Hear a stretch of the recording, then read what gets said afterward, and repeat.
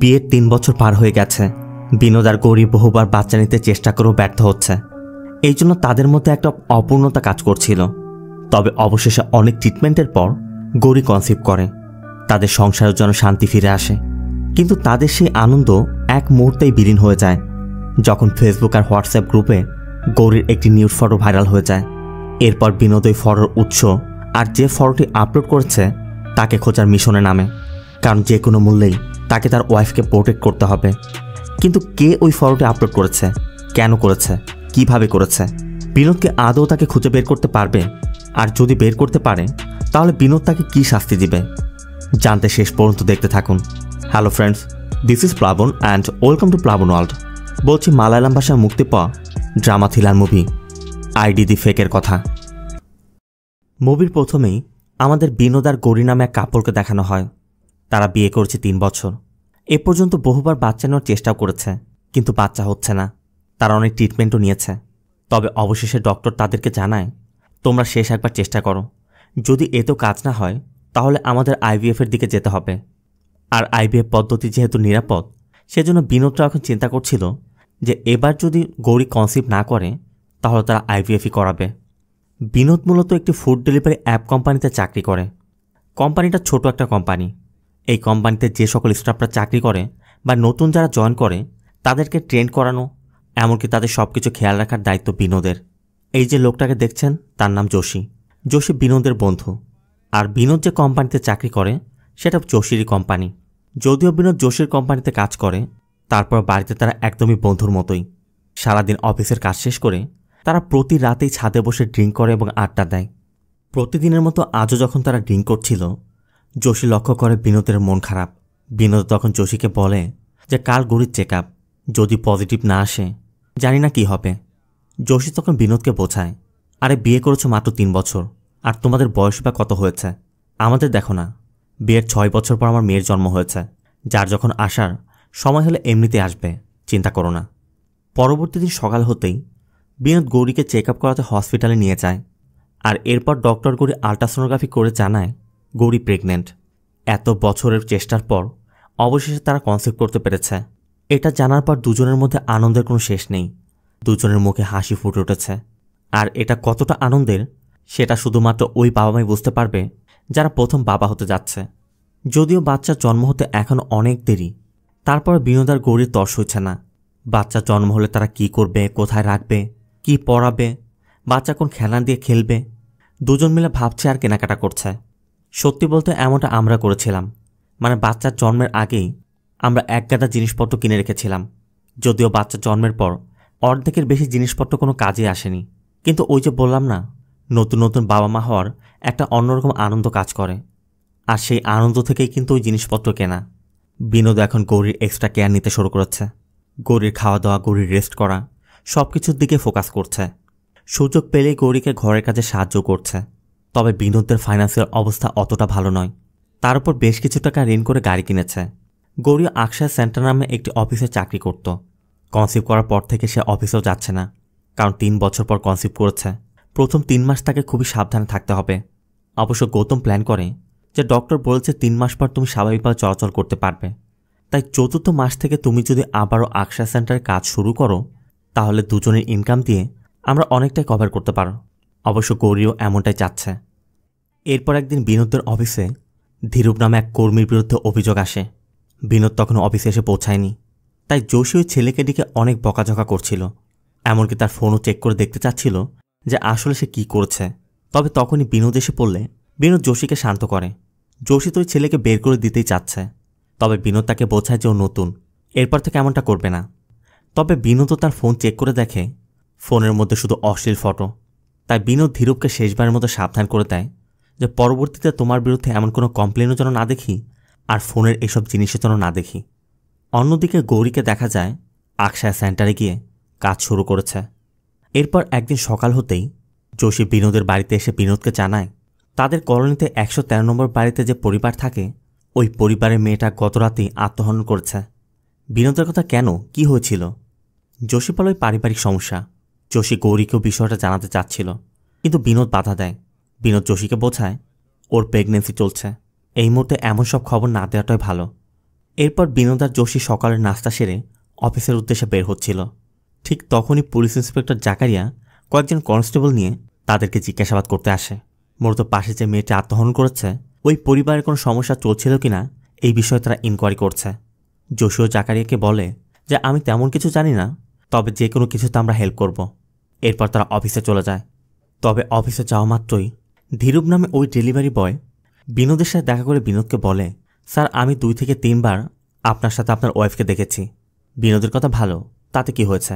তবে তখনই ধীরুপ তার ফোনে থাকা একটি ফটো বিনোদকে দেখায়, যেটা দেখা মাত্রই বিনোদের পার নিচ থেকে যেন মাটি সরে যায়, কারণ এটা বিনোদের স্ত্রী গৌরীর নিউড ফটো। ধীরুপ জানায় তাদের একটি সিক্রেট হোয়াটসঅ্যাপ গ্রুপে এই ফটোটি পোস্ট করা হয়েছে।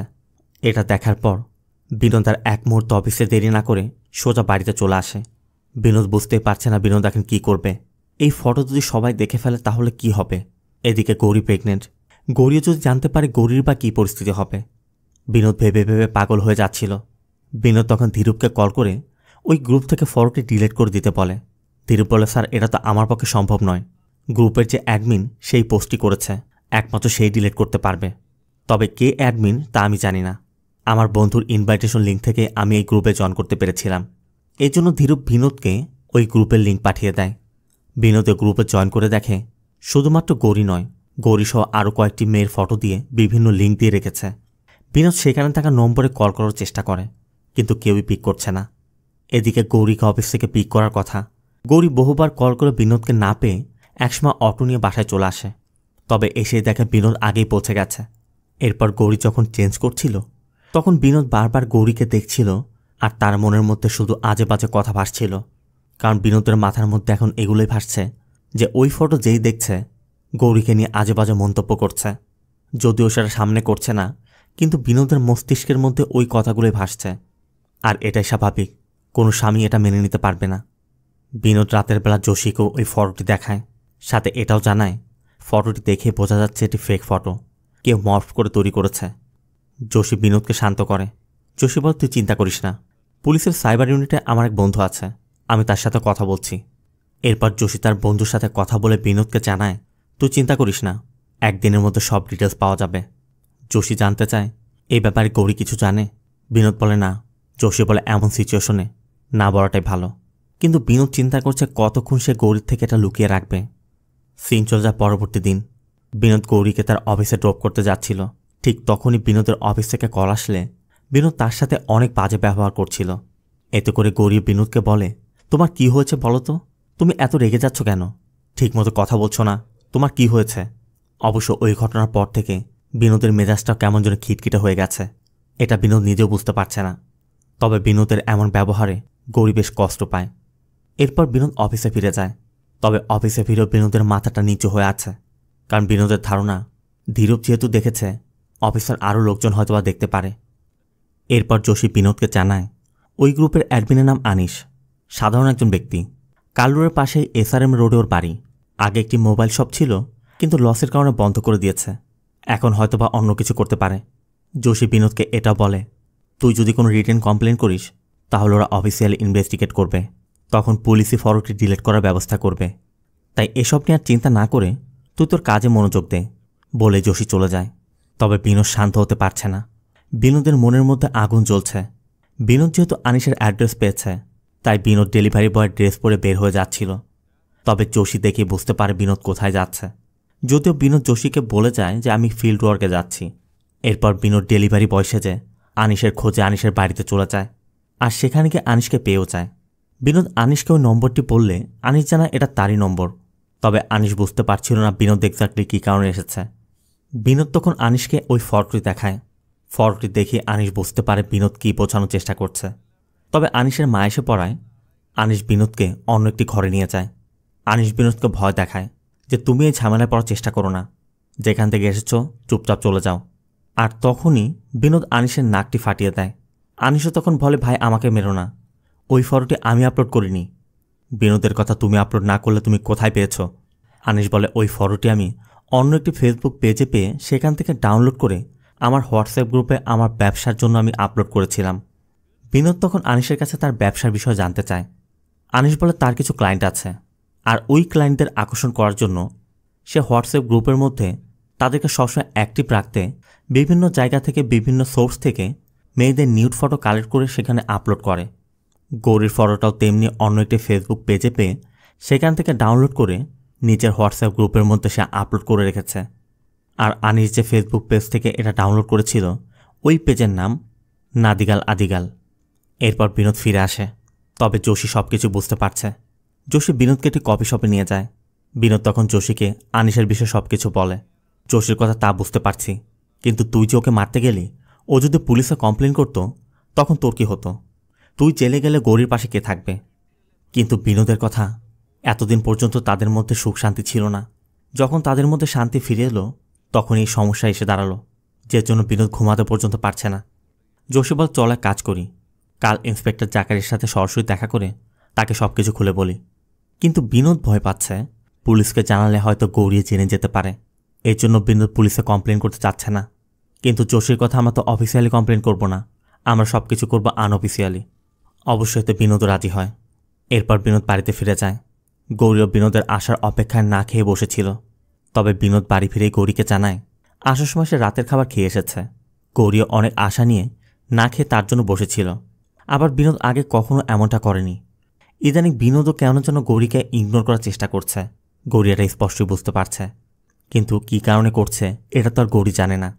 বিনোদ তাই গৌরীকে রাতের খাবার খেয়ে শুয়ে পড়তে বলে, কিন্তু গৌরী মনে কষ্ট নিয়ে না খেয়ে বিছানায় শুয়ে পড়ে। বিনোদে গিয়ে লক্ষ্য করে গৌরী বিছানায় শুয়ে শুয়ে কাঁদছে। একদিকে গৌরীর ফটোর বিষয় নিয়ে বিনোদের মনের মধ্যে শান্তি নেই, আর অন্যদিকে বিনোদ গৌরীকে ইগনোর করছে এটা ভেবে গৌরীও কষ্ট পাচ্ছে। যদিও বিনোদ এটা বুঝতে পারছে, কিন্তু গৌরীকে খুলে বলতে পারছে না। তবে গৌরী ঘুমিয়ে পড়া মাত্রই বিনোদ ল্যাপটপ বের করে ফেসবুকে ওই গ্রুপটি সার্চ করে বের করে। আর পরবর্তী দিন যোশীকে নিয়ে ইন্সপেক্টর জাকারিয়ার সাথে দেখা করে পুরো বিষয়টি খুলে বলে। তবে সব কিছু শোনার পর জাকারিয়া বলে, তোমরা যদি কেস ফাইলও করো আমার মনে হয় না তাতে কোনো লাভ হবে। ধরলাম আমরা পেজটি রিমুভ করে দিলাম, ওরা 24 ঘন্টার মধ্যে অন্য নামে পেজ খুলে সেখানে আপলোড করবে। এটা একদম মুছে ফেলা কখনোই সম্ভব নয়।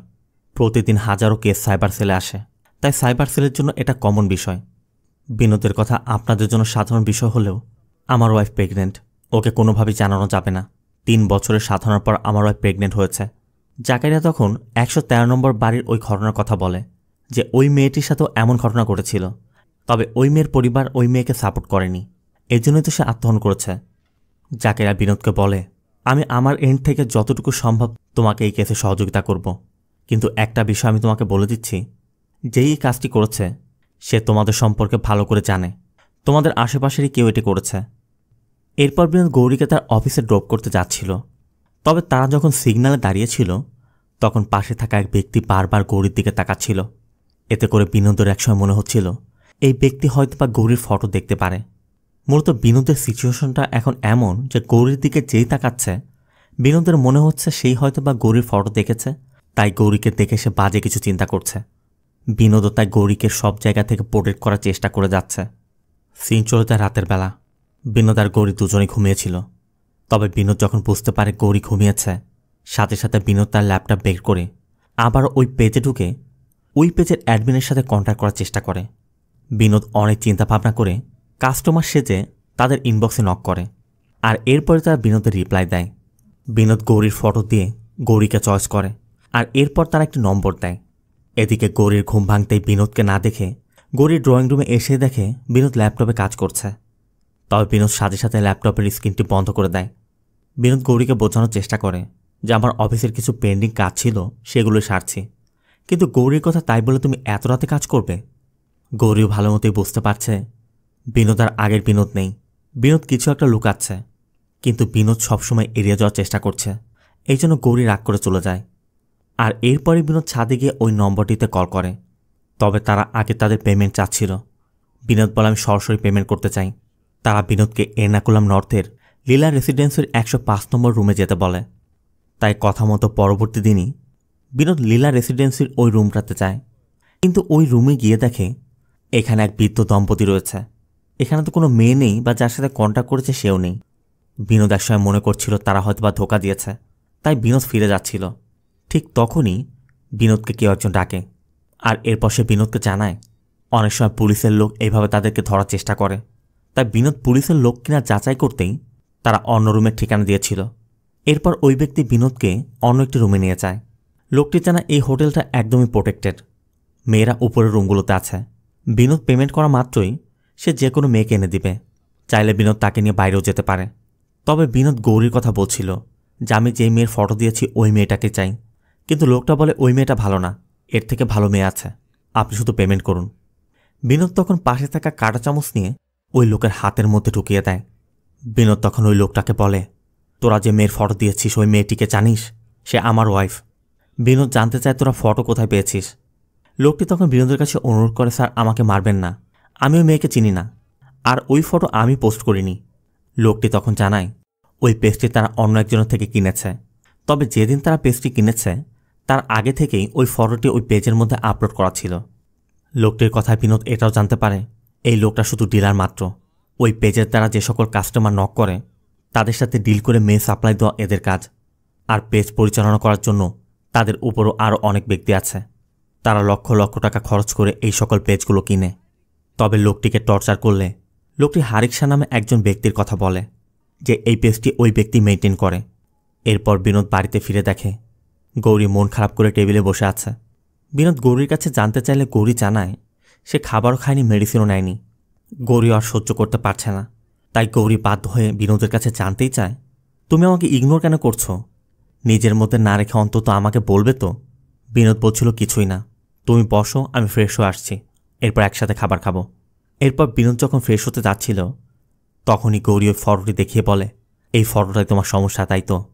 বিনোদ তো পুরো চমকে ওঠে, যে ভয়টি এতদিন পর্যন্ত পেয়ে আসছিল সেটাই হলো, গৌরী এই ফটো সম্পর্কে জেনেই গেছে। কিন্তু গৌরী এই ফটো সম্পর্কে কিভাবে জানল? চলুন আগে সেটাই জেনে আসি। মূলত আজ সকালেই গৌরীর ব্রাঞ্চের ম্যানেজার মনোজ পাশে একটি সুপার শপে কেনাকাটা করতে গিয়েছিল, আর ওই সুপার শপে অন্তু নামে এক কর্মচারী মনোজকে গৌরীর ওই ফটোটি দেখায়। মনোজের সাথে সাথে ফটোটি নিয়ে তার অফিসে ফিরে আসে। তবে মনোজ সরাসরি গৌরীকে কিছু বলতে পারছিল না, তাই মনোজ তাদের অফিসে কাজ করা জয়া নামে অন্য একজন নারীকে ওই ফটোটি দেখায়। আর এরপর জয়া গৌরীকে ওই ফটোর বিষয়টি খুলে বলে। তবে ফটোটি দেখার পর গৌরী আর কোনো কথা বলতে পারছিল না।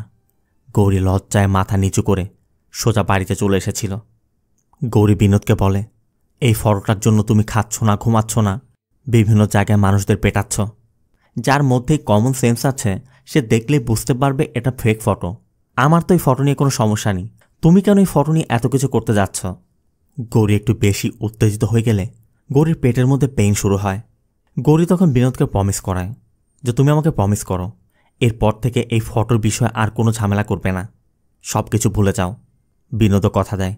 এরপর থেকে তারা সবাই স্বাভাবিক হওয়ার চেষ্টা করে, কিন্তু বিনোদ লক্ষ্য করছিল গৌরী যতই তার সাথে স্বাভাবিক থাকার চেষ্টা করুক না কেন, তার সামনে হাসুক না কেন, গৌরী ভালো নেই। গৌরী ভিতরে ভিতরে ধুকে ধুকে মরছে, কিন্তু তারপরও বিনোদকে বুঝতে দিচ্ছে না। গৌরী লুকিয়ে লুকিয়ে কাঁদছে। সিন চলে যায় এর কয়েকদিন পর। বিনোদ একদিন গৌরীকে তার অফিসে ড্রপ করতে যায়।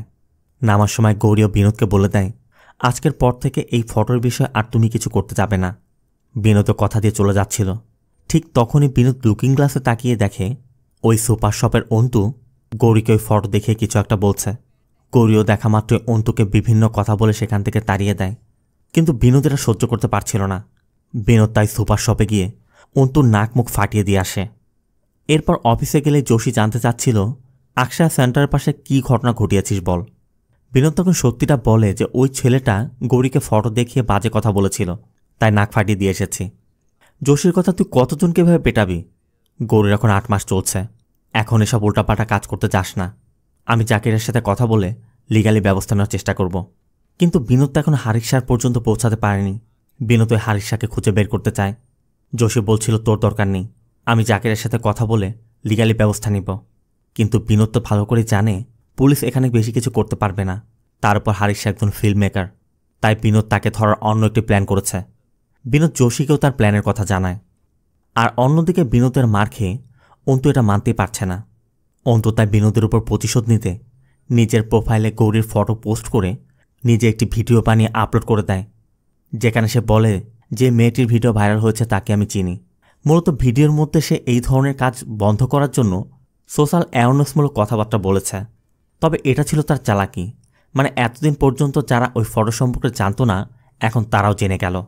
বিনোদ ওই ভিডিওটি দেখা মাত্রই ইন্সপেক্টর জাকারিয়াকে কল করে বিষয়টি জানিয়ে দেয়। আর পরবর্তী দিন সকালেই জাকারিয়ারা অন্তুর বাড়িতে গিয়ে অন্তুকে অ্যারেস্ট করে। সিন চলে যায় একটি ফিল্ম সেটে, যেখানে আমরা হারিসাকে দেখতে পাই। এই হারিসা মূলত বিভিন্ন ফিল্মে ফিমেল অ্যাক্টরদেরকে সাপ্লাই দেয়। তবে এর আড়ালে তার অনেক বড় একটি চক্র আছে। সে বিভিন্ন জায়গা থেকে মেয়েদেরকে নিয়ে এসে বড় বড় ক্লায়েন্টের কাছে পৌঁছে দেয়। বিনোদ প্রথমে হারিসার সম্পর্কে সকল তথ্য জোগাড় করে।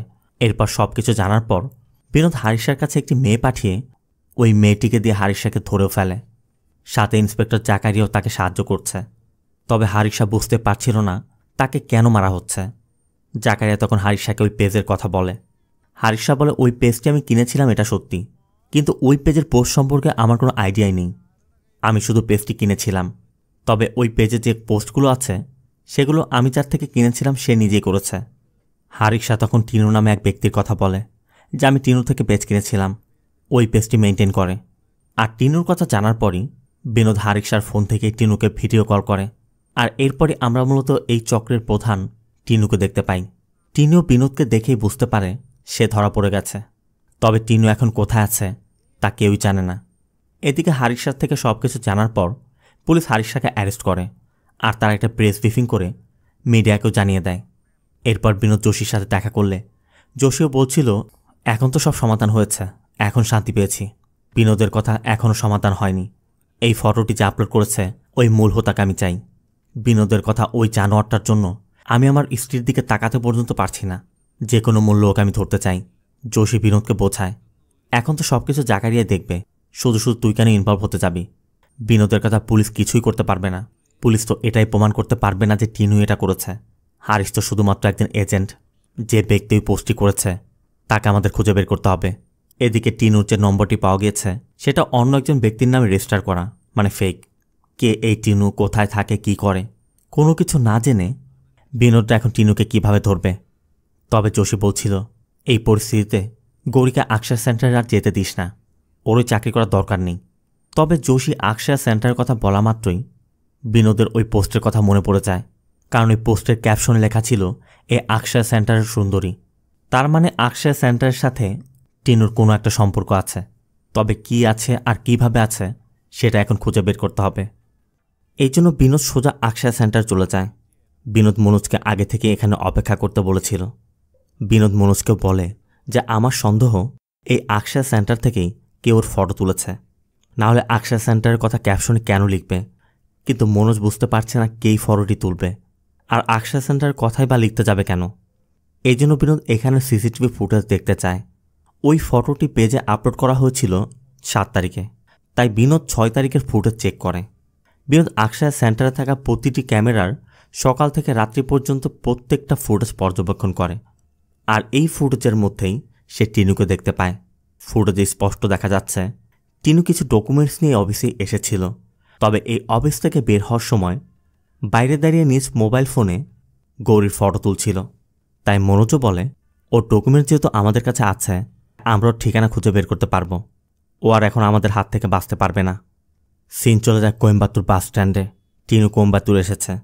আর এখানে আসা মাত্রই টিনুর এক বন্ধু টিনুকে এখান থেকে পিক করে একটি কটেজে নিয়ে যায়। টিনু মূলত এখানে তার ক্লায়েন্টদের সাথে কথা বলতে এসেছে। টিনু আসলে কি করে আমি প্রথমে সেটা আপনাদের বুঝিয়ে নিচ্ছি। মূলত টিনু ফেসবুকে ফেক পেজ খোলে। এরপর সেই পেজে বিভিন্ন মেয়েদের ফটো আপলোড করে সেই পেজগুলোকে ভাইরাল করার চেষ্টা করে। বিভিন্ন গ্রুপে শেয়ার করার পর পেজগুলোতে যখন 10 থেকে 12,000 ফলোয়ার হয়ে যায়, তখন টিনু ওই পেজগুলোতে বিভিন্ন মেয়েদের নিউড ফটো ব্লার করে সেখানে পোস্ট করে এবং সাথে লিঙ্কও দিয়ে দেয়। যারা মূলত পর্নোগ্রাফি দেখতে পছন্দ করে বা তাদের মধ্যে এই ধরনের মেন্টালিটি আছে, টিনু তাদেরকে টার্গেট করে।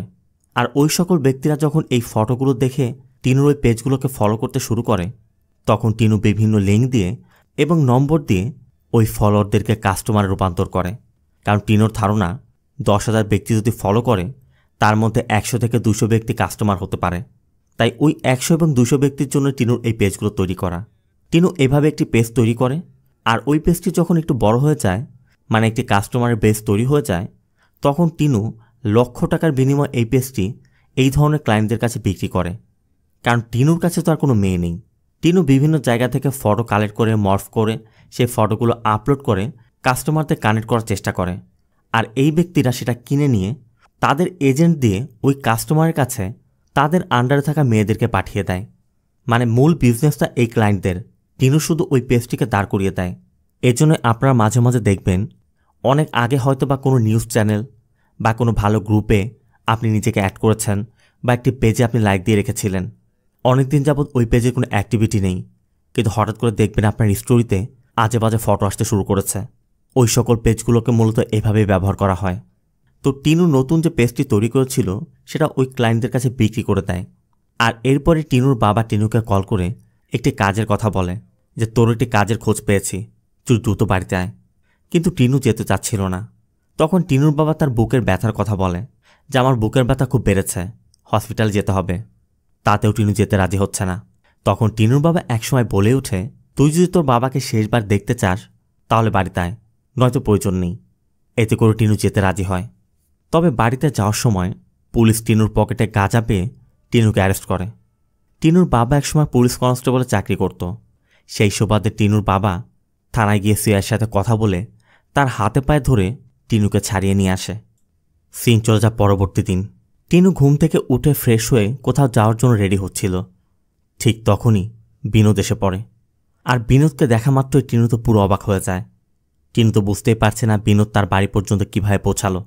আর এখানে টিনু এটাও জানতে পারে বিনোদ টিনুর বাবাকে বলেছে সে টিনুকে চাকরি দিবে, এই জন্য টিনুর বাবা তাকে এখানে ডেকেছে। তবে এটা তো টিনু মনে করছে, কিন্তু এর পিছনে আরেকটি গল্প আছে। মূলত আকশায়া সেন্টার ডকুমেন্টসে টিনুদের বাড়ির ঠিকানা পেয়ে বিনোদ টিনুর খোঁজ করতে এসে জানতে পারে টিনু অনেকদিন যাবৎ এখানে ওখানে ঘুরে বেড়াচ্ছে। টিনুর বাবাও টিনুর চাকরির জন্য অনেক চেষ্টা করছিল, তাই বিনোদ ওই সুযোগটা কাজে লাগায়। বিনোদ টিনুর বাবাকে জানায় টিনুর জন্য তার কাছে একটি চাকরি আছে। বিনোদ টিনুদের ঘরে গিয়েও দেখে ঘরের দেয়াল ভর্তি টিনু আর্ট করে রেখেছে। টিনুর বাবা জানায় ছোট থেকে টিনুর আর্ট খুব ভালো, ও একবার যদি কাউকে দেখে হুবহু তার মতো করে আর্ট করতে পারে।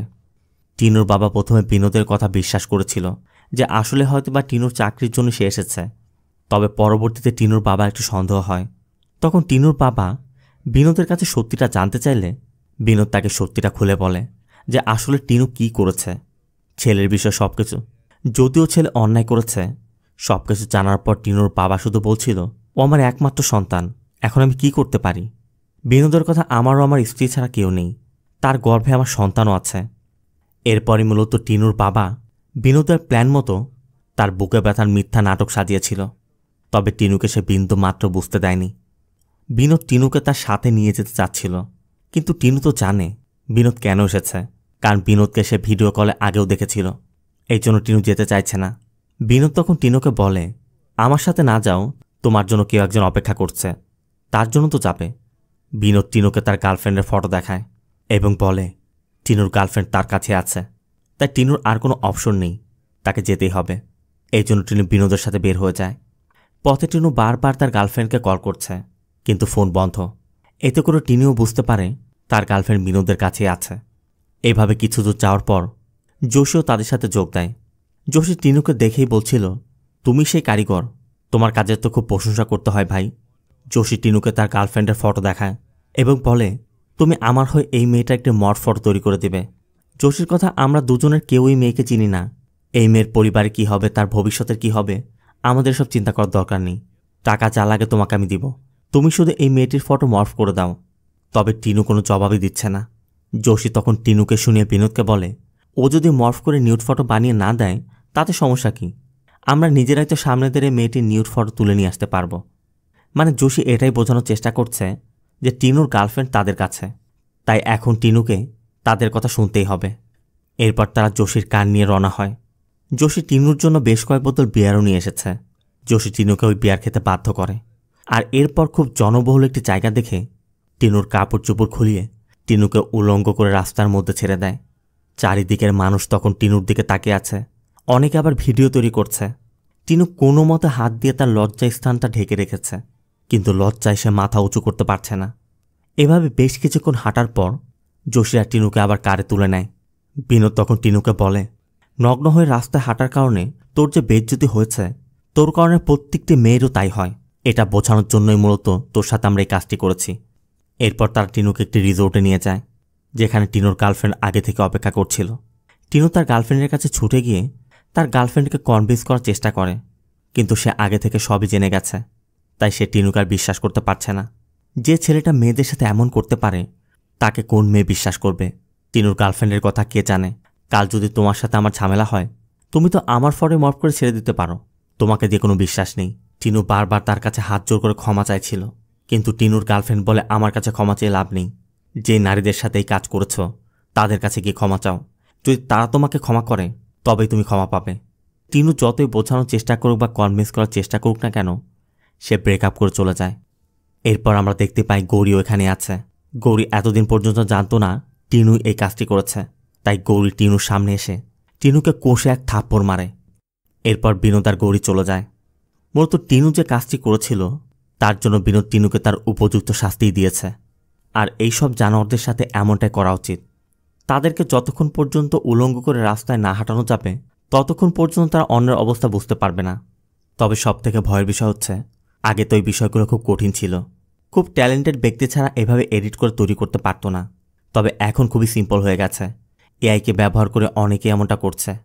তাই আমাদের সবারই সচেতন থাকা উচিত।